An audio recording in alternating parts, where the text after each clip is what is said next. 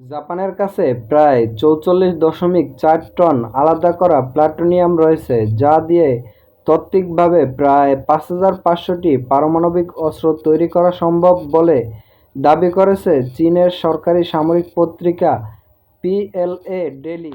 এই বিপুল পরিমাণ প্লুটোনিয়াম থাকায় জাপান চাইলেই খুব দ্রুত ডি-ফ্যাক্ট বাস্তবিক পারমাণবিক শক্তিধর দেশ হয়ে উঠতে পারে বলে সতর্ক করেছে চীন। তবে জাপান বর্তমানে পারমাণবিক অস্ত্র তৈরি করে না এবং দেশটি দীর্ঘদিন ধরে শান্তিপূর্ণ পারমাণবিক নীতিতে অটল রয়েছে। জাপানের এই প্লুটোনিয়াম মূলত বেসামরিক পারমাণবিক কর্মসূচির জন্য সংরক্ষিত।